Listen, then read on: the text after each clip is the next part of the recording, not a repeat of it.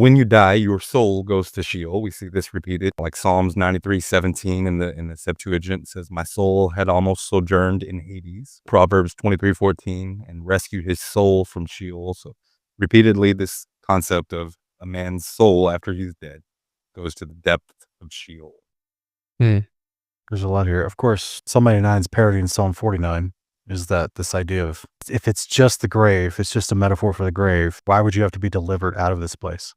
People will say, well, that is the metaphor of the grave. You need to get out. You need to get resurrected. But this concept of being redeemed, when he's talking about redeeming my soul from Sheol, like I've never understood that concept to mean you're now brought into existence where you were formerly out of existence.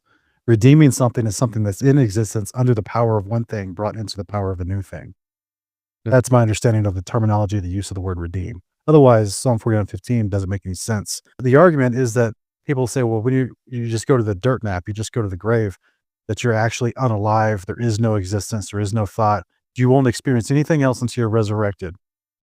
And I'm sitting there going, but then that doesn't make sense with the terminology of redeem.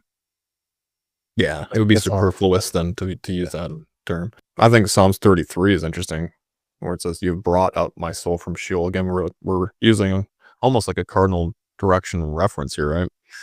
Up from Sheol, that implies that it's down somewhere, correct? Otherwise, and if it's just that you just get unplugged and you stop existing, like that terminology doesn't make sense unless you believe in the biblical cosmological model. Then all of a sudden that makes sense that it has to come from below. This question a lot of people have oftentimes, I see it said, where they'll say, according to Genesis, a soul is just the dust of the earth combined with the Spirit of God. And you don't have a soul, you are a soul. And we're saying, well, there's the souls of the dead, which I would say there's a lot of verses that say my soul in Sheol, right? David in the Psalms will say my soul. And so that's a possessive ownership kind of phrase of you have a soul. What do you guys think? Do you have a soul, or are you a soul when you don't have a soul? Well, I think you have it once it's been created because your your zygote was given, the spark of life, the breath of life by God and created in the metaphoric dirt womb of your mother. Yeah. Not to call your mother's womb dirty, but just what I'm saying, like if we're not talking directly about Genesis, but we're talking about that people being born forever henceforth. The idea is that you become a living soul once you have the material mixed with the breath of life. So then, therefore, once the material's gone, you still have something that has collected information that's going to be judged on at that point. So That's no longer a living soul. Right. It's a dead soul at that point that needs to be made alive again. That's right. But yeah, I would agree. I mean, it's a semantic thing, really. You are a soul. You have the soul. I mean, John already said that once the dirt and the spirit kind of combine, it creates this nefesh, this soul, and it's got to go somewhere, right? Once the spirit comes back to the Father, once he decrees that the spirit comes back out of the man, we know that the body goes back to the dirt, and then you're left with what John's saying, this information, this spiritual mechanism that is ultimately you waiting for an immortal body to be presented to itself. So yeah, it's got to go somewhere because it doesn't just go away. Or just waiting for a resurrected normal body so you can stand judgment. Yeah, be thrown in the lake of fire. So yeah, it does. Yeah, good points, guys. Yeah, absolutely. I think a lot of people have trouble conceptualizing and understanding that just because they don't have experience with it yet. I think a lot of them just argue with the whole eternal soul doctrine too, right? The immortal soul or whatever. Yeah. But they don't understand really. If like, not to get into great detail, but it's not immortal if it contends with the lake of fire, right? Right. That thing will get rid of it, but it lives on and it's got to be stored somewhere until it gets tossed into that or is resurrected and remains immortal, right? So in our first episode on this topic, we did look at what the modern mainstream narrative says about the innermost geological layers of the globe Earth, with their theories about the molten iron core and speculations about the thickness of the mantle, and how, in reality, the deepest hole ever dug was the Russian Kola borehole, where they weren't able to make it past a depth of 7.5, 8 miles. Therefore, no man has observed or measured the thickness, temperatures, or composition of the Earth's interior beyond 8 miles down, no matter what make-believe cartoon cutaway they put in the textbooks. However, all men are appointed to see the depths of the earth. They just have to die first. And so Sheol has chambers, and This is one of the things we'll see when we die, is that Proverbs 7:27 says, "Her house is the way to Sheol, descending to the chambers of death." Second Esdras 4:41 says, "In Sheol, the chambers of souls are like the womb of a woman." I think it's interesting too that Sheol itself in Hebrew is a feminine noun. Makes sense that it's Sheol and not heel compared to a womb. Nice. Yeah. My mind goes right to John 3 with that second Ezra's passage, right? And Sheol, the chambers of souls are like the womb of a woman. Just how Yeshua is telling Nicodemus, like, you must be born again, right? So we get this birthing metaphor being used here, but it's not even really a metaphor if you think about how Sheol was created and how it stores in chamber-like fashion the souls of those who have departed into it, and how it will give birth essentially on the day of the Lord, right, to those that are in it. So yeah, it's wild. It is. Yeah, we're talking about compartments, receptacles, literal subterranean chambers in the depths of the earth. Physical, tangible reality that exists. Yeah. So first Enoch 22, 3-4, we read this full chapter, I believe, in our first episode, but we want to recap specifically to highlight this part. Then Raphael answered, one of the holy angels who was with me, and said unto me, These hollow places have been created for this very purpose, that the spirits of the souls of the dead should assemble therein.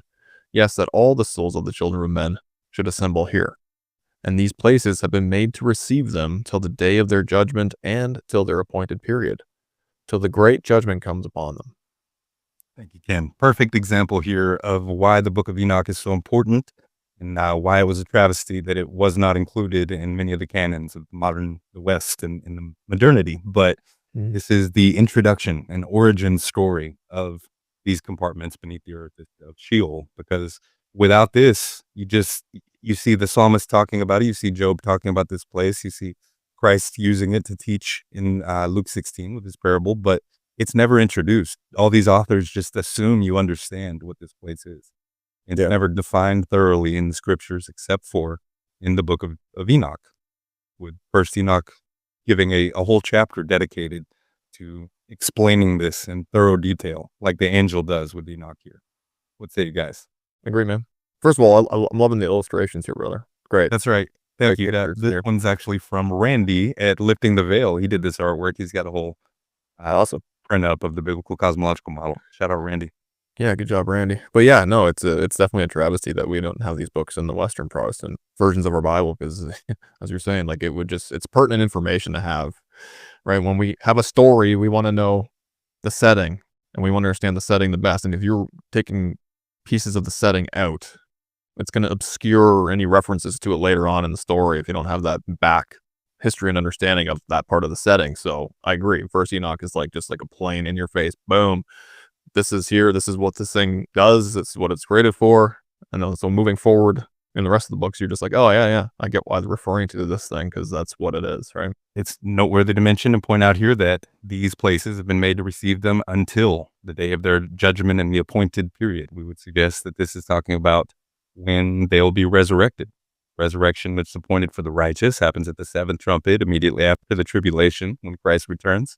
For the wicked, that doesn't happen until after the 1,000-year reign, the millennial reign, when the great white throne judgment happens and they're recompensed for their deeds by being thrown in the lake of fire and destroyed.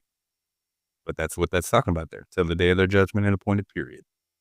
Yeah, it was wild. It was wild back when Sean and I first started our Honor of Kings years ago. And when we broached these chapters in Enoch, it's just like, wow, it's right here. Like, the resurrection is here of, the first resurrection and then the subsequent resurrection after the millennial reign. It's all right in this passage. It was just mind blowing when I first came across this, and it's still to this day just excites me for sure.